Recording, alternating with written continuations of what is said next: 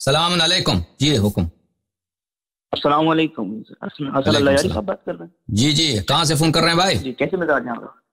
مولا جی کا میں محمد حسن بات کر رہا ہوں یو ایس اے سے. کہاں سے؟ یو ایس سے امریکہ. U S A. اوکے حکم کریں بھائی. یس جی. سو میں آپ کی ڈبیٹ دیکھ رہا تھا سنی عالم سے. آپ کی یہ جو اسٹریمز چل رہی ہیں آج کل اس میں آپ نے جب ذکر آیا آیت کا انا نزلنا الذکر وانا لہ لحافظون، اس میں آپ نے ذکر کی تعریف کرنے کے لیے حوالہ دیا قرآن کی 65ویں آیت 65ویں سورت کی 10ویں آیت کا، اور آپ نے کہا کہ اس میں ذکر سے مراد رسول اللہ صلی اللہ علیہ وآلہ وسلم کی ذات ہے، تو اس کا اطلاق اس دوسری آیت پر بھی ہوگا. ایسا ہی ہے؟ میں نے نہیں کہا کہ حتماً اطلاق ہوگا. دیکھیں میرا مقصد یہ ہے انا نحن نزلنا الذکر. مفسرین کہتے ہیں کہ ذکر سے مراد یہاں پہ قرآن ہے. انا نحن نزلنا الذکر اس سے مراد ذکر ہے. ان کے پاس کوئی دلیل نہیں ہے کہ اس سے مراد ذکر رسول قرآن ہے، سوائے اس لیے کہ یہاں پہ لفظ انزال آیا ہے. دیکھیں ذکر کے لفظی معنی قرآن کے نہیں ہے. اگر یہ ہوتا انا نحن نزلنا القرآن تو پھر کوئی شک ہی نہیں ہوتا کہ ہم نے قرآن نازل کیا. لفظ ہے ذکر. ذکر کا مطلب ہے آگاہی، ذکر کا مطلب ہے تذکرہ دینا ہے، ریممبرنس.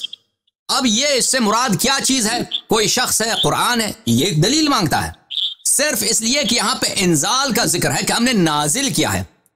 تو نازل کیا ہے تو یہ صرف یہ لفظ انزال اور نفظ ذکر یہ رسول صلی اللہ علیہ وسلم کے لیے بھی آیا ہے. کہاں پہ؟ سورہ طلاق میں انا ارسلنا الیکم ذکرا رسولا. تو وہاں پر یہ ہے کہ ذکر بھی، ذکر کا اطلاق اور انزال کا اطلاق دونوں کا رسول صلی اللہ علیہ وسلم کے لیے ہوا ہے. اور حکم سر یہاں پہ ایک سوال کرنا چاہوں گا. جی جو آپ کہہ رہے ہیں کہ قد انزل اللہ علیکم ذکرا، تو یہاں پہ اللہ نے اگر رسول کا ذکر کرنا تھا تو ذکر کی جگہ ارسال، وہ تنزیل کی جگہ ارسال کا لفظ کیوں استعمال کیا؟ جی ہاں. انزال رسول اللہ صلی اللہ علیہ وآلہ وسلم کا مقام بہت بلند ہے. آپ کو پتا ہے پہلے بھی کہ وہ خلقت سے، اس دنیا کی خلقت سے پہلے رسول اللہ صلی اللہ علیہ وآلہ وسلم آسمانوں میں تھے، اور آسمان کی خلقت سے پہلے وہ اللہ تعالیٰ کے ساتھ تھے. اللہ تعالیٰ نے سب سے پہلے ہمارے حبیب صلی اللہ علیہ وآلہ وسلم کو خلق کیا ہے. تو اس لیے جی بے شک ان کا دنیا میں تشریف لانا، حضرت آدم علیہ السلام کے صلب میں وہ دنیا میں تشریف لائے، ایک طرح سے نزول ہی ہے. یعنی ایک اوپر مقام سے نیچے کی طرف آنے کو نزول کہتے ہیں، نیچے آنے کو، تو ایک طرح سے نزول ہی ہے. جی اور حکم. اچھا تو میں نے ایک اور آیت جو تلاش کی ہے، یہ ہے قرآن کی 15ویں سورہ کی 6 آیت. یہاں پہ اگر آپ دقت کرنے کا کوئی معلوم ہوگا کہ یہاں پہ جو انزال سے مراد ہے وہ قرآن ہی ہے، کوئی اور مطلب نہیں ہو سکتا اگر آپ چیک کر لیں تو. اوکے آیت پڑھیے.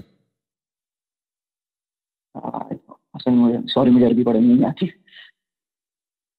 تو ٹھیک ہے، اگر دیکھیں اگر ہم قرآن میں ایک جگہ انزال جو ہے اکثر قرآن کے لیے استفادہ ہوا ہے، لیکن اس سے لازم نہیں آتا کہ ہر جگہ پہ وہ اس سے مراد قرآن ہی ہو. اگر ہم مان بھی لینا، اب اس نزاع کو چھوڑتے ہیں، ڈسپیوٹ کو چھوڑتے ہیں، کہتے ہیں کہ انا انزلنا الیکم انا نحن نزلنا الذکر، ہم نے قرآن کو نازل کیا، چلو مان لیا. وَإِنَّا لَهُ لَحَافِظُونَ، انا لہو لحافظون. یہاں پہ یہ اس کی کیا دلیل ہے کہ اس سے حتماً مراد قرآن ہے، جبکہ مفسرین خود کہتے ہیں کہ اس سے مراد رسول صلی اللہ علیہ وآلہ وسلم بھی ہو سکتے ہیں نا. چاہے وہ انا نحن نزلنا الذکر، وہ مان بھی لیں، اس ڈسپیوٹ کو چھوڑ بھی دیں. اب چھوڑ بھی دیں کہ نہیں چھوڑا جا سکتا، کیونکہ وہ بات ہی بدون دلیل ہے. اس کی ایک احتمال ہے، اس احتمال کو ہم انکار نہیں کرتے. پاسبلٹی ہے کہ اس سے مراد قرآن ہو، انا نحن نزلنا الذکر سے مراد قرآن ہے. لیکن دوسری مقام پر وَإِنَّا لَهُ لَحَافِظُونَ، ہم اس کی حفاظت کرتے ہیں. یہ کیوں رسول صلی اللہ علیہ وسلم کی طرف نہیں پلٹ سکتا؟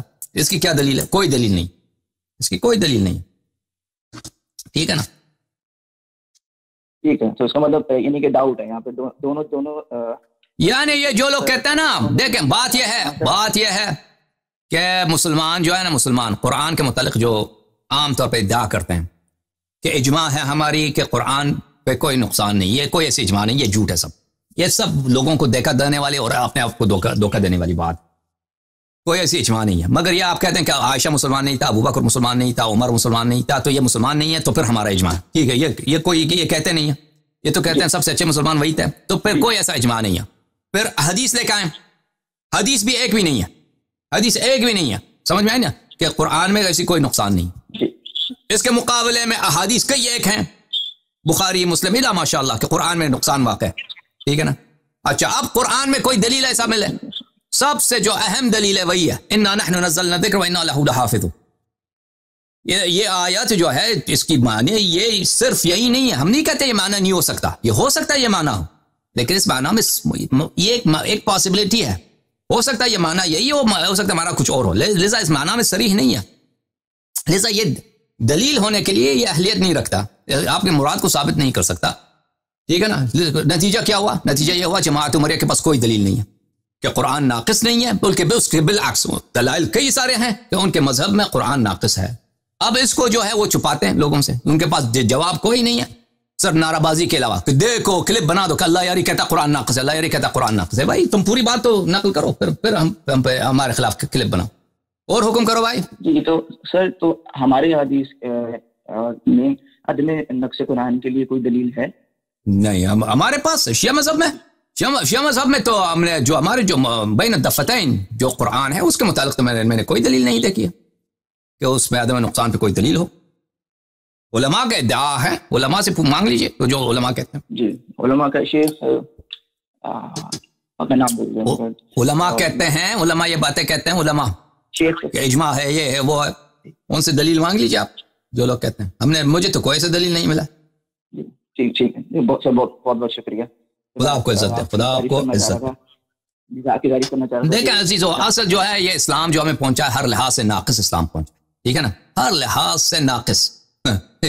جب لوگوں نے امیر المؤمنین علیہ الصلوۃ والسلام کے مقام پہ انہوں نے قبضہ کیا، فرعون حامان نے قبضہ کیا، تو ہر لحاظ سے اسلام کا ان لوگوں نے فاتحہ پڑھ لیا، ٹھیک ہے نا۔ قرآن بھی مظلوم، فطرت بھی مظلوم، سنت بھی مظلوم، شریعت بھی مظلوم، احکام بھی مظلوم، ہر لحاظ سے، ہر لحاظ سے۔ اور یہ مظلومیت اسی وقت تک چلتا رہے گا جب تک اللہ تعالیٰ اس دین کا احیاء کریں گے جس کا اللہ نے وعدہ کیا۔ اللہ تعالیٰ نے وعدہ، وہ وعدہ جب آئے گا ضائع نہیں ہو چکا ہے، کچھ بھی ضائع نہیں ہو چکا، نہ سنت ضائع ہے، نہ شریعت ضائع ہے، نہ اللہ تعالیٰ کی جانب سے جو نور قرآن ہے وہ نازل ہوا ہے، کچھ بھی ضائع نہیں ہے، اس لیے کہ اللہ نے ہر دور میں ایسا حجت تعین کیا ہے جس کے پاس سب کچھ جیسے رسول صلی اللہ علیہ وسلم کے پاس ہے، جیسے اللہ کے پاس اللہ محفوظ میں ہے، اسی طرح قرآن، سنت، شریعت، ہر چیز موجود ہے اس کے، ٹھیک ہے نا، ٹھیک ہے نا۔